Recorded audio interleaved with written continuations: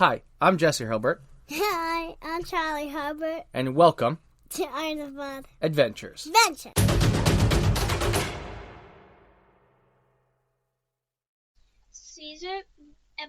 3. Season 3. Season 3, Episode 11. No, Episode 12. Episode 12, the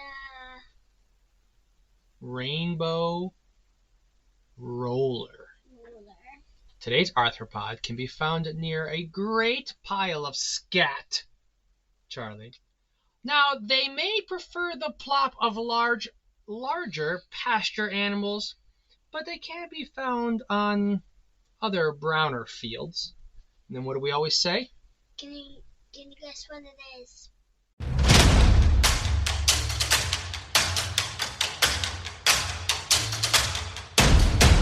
All right. Today's episode, Charlie, you're going to laugh at this. I didn't tell you what it was yet. Brings us to the world of the rainbow dung beetle. What's a dung beetle? Do you remember? Poop. It works with poop. Yeah, we're going to say that word a lot today. We're going to say a lot of different names for poop. Yes. Now, Charlie, this one is dedicated and was requested by a listener of the podcast, Logan. So I hope you enjoy this, Logan. Now, I chose there's many different species of dung beetles, but I chose the rainbow one because, well, rainbows are just awesome, aren't they? Yeah, and people are awesome. And because this beetle is uniquely colored, and it can be found here in Connecticut. Did you know that? Yeah. You know what, Charlie? Honestly, until I started researching this, I didn't know we had dung beetles here in Connecticut. I guess I should have assumed, but I didn't even know. I guess, Charlie, we need to spend more time looking at poop. Should we look at poop more closely? Yeah. We should? Zooming in. All right. Now, the scientific name is Phaneus vindex. Try that one. Phaneus vindex.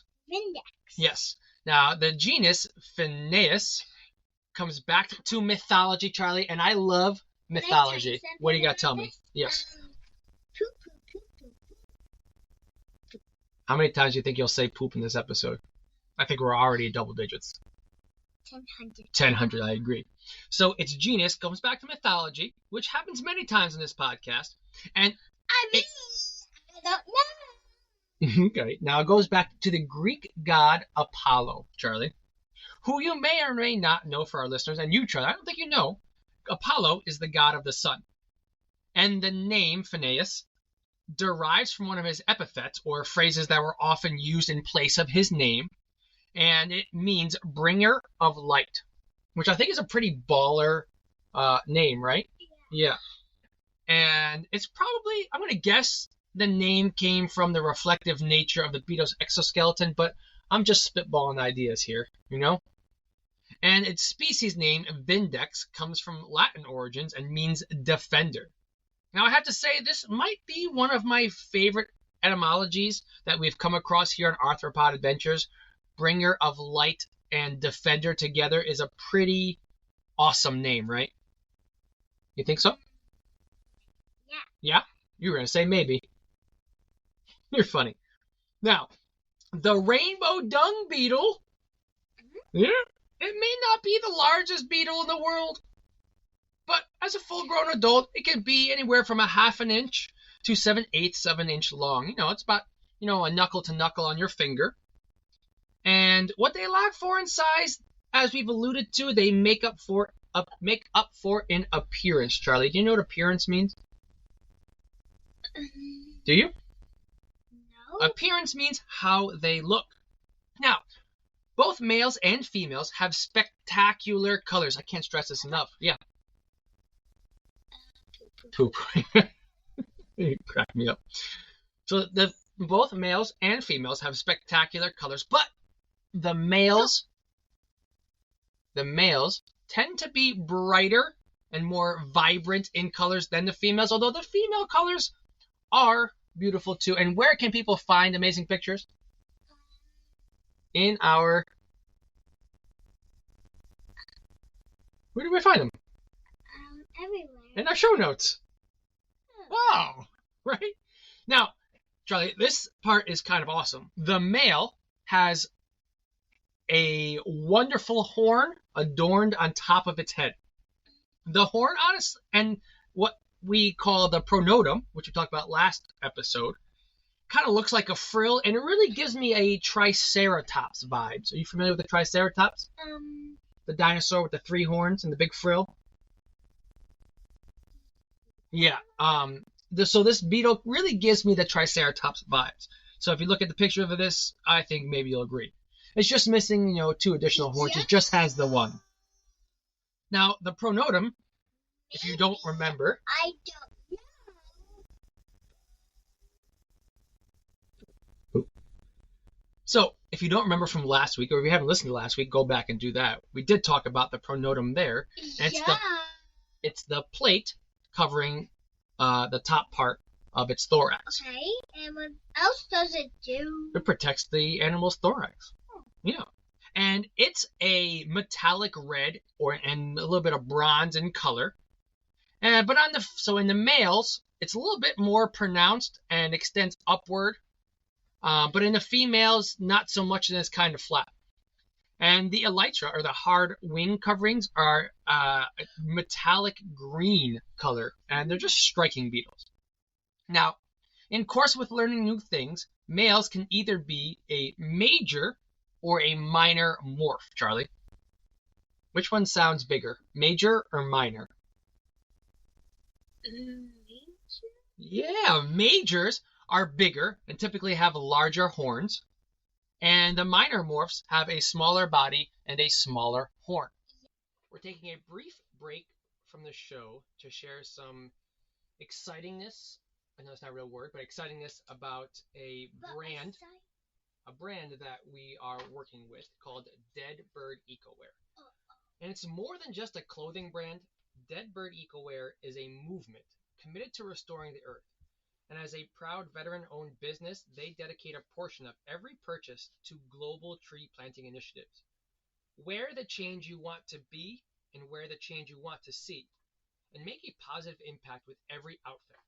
Plus, listeners of Arthropod Adventures can use the code in all caps arthropod_adventures_podcast for 25% off their purchase.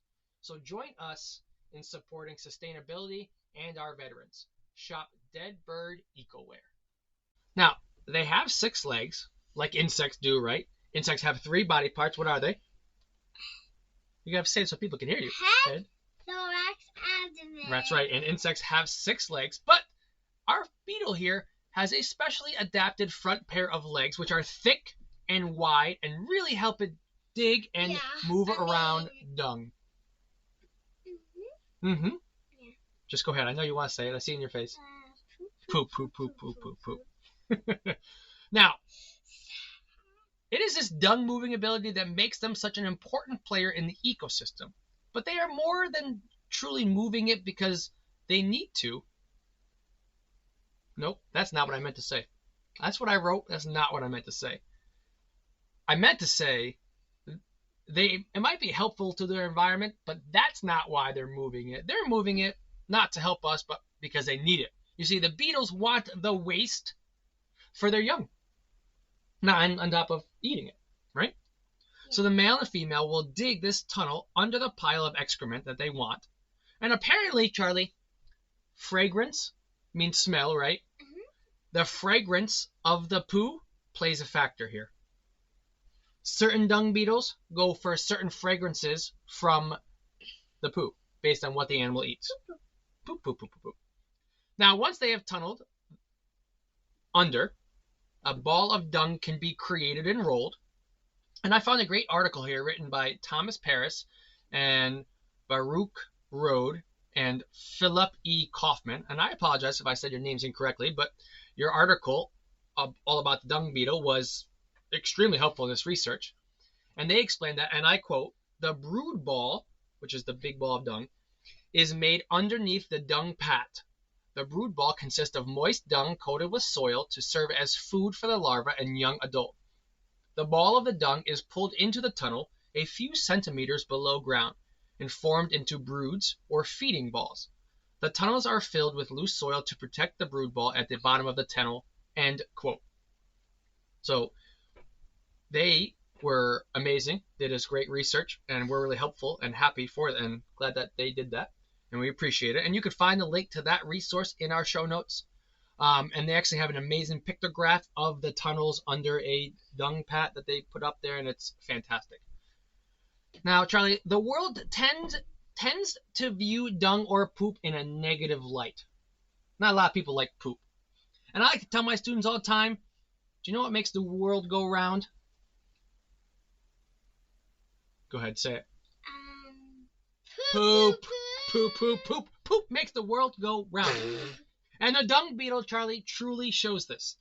They take something they take something that is often hated and use it to their benefit. But in doing so, they also help the world. Now, once the eggs have hatched, the new larvae begin eating that poo. And with all the food supplied by its parents, it will have no shortage of it.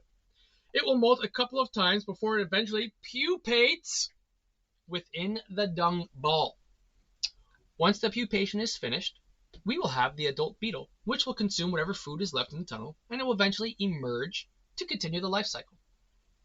I learned during my research that life for the dung beetle is a few months to go from egg to adult, and as an adult can live upwards of a year or so, depending if it's in the wild, or some people do keep these as pets. And, well, yes, Charlie? How do butterflies have colored wings? Their wings have tiny scales on them that are colorful. Their wings are actually pretty clear, but their wings have tiny scales. That's a good question, though. Yeah. But to the dung beetles, sometimes in the wild they don't last too long because, believe it or not, Pete, things do eat dung beetles. Burrowing owls and some other things are the predators of dung beetles. I said dung owls. That'd be weird. Now, I learned a lot about how beneficial they are by reading the article titled Population Structure of Phaneus vindex in Southeast Michigan, written by Thomas Wasmer and Elise Armstrong. Again, if I say their names wrong, I apologize, but you did the work. I want to make sure you get the credit. And it was here that I learned about how their tunneling and dung rolling is beneficial. Apparently they, and I quote, enhance soil microbial communities, which accelerate the mineralization of nutrients and their uptake into plants, end quote. So, Charlie, basically, they take the poop from the top, right?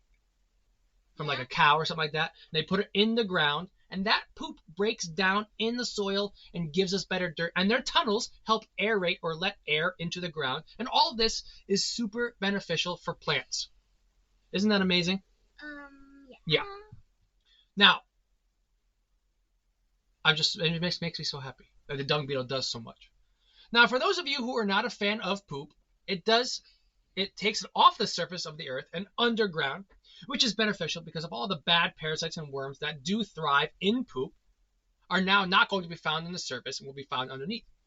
And the decomposition of dung also produces greenhouse gases. And as the article states, and I quote, they also reduce the development of greenhouse gases that would be generated if the dung pats are decomposing above ground, end quote. So, dung beetles help climate change. And we need our world, don't we? Right, Charlie? Yeah.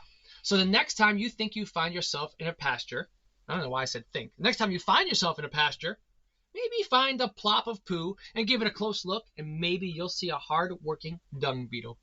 We say thank you for listening. Thank you for listening.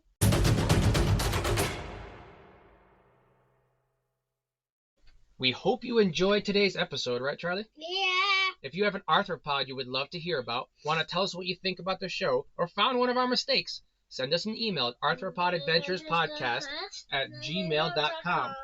And you can find us on Instagram at arthropod_adventures_podcast and follow us there. And thank you for listening. Thank you for listening. Never stop learning. Show your show notes and never stop learning. Stay inquisitive. And never stop learning. And always check out the show notes. You're right.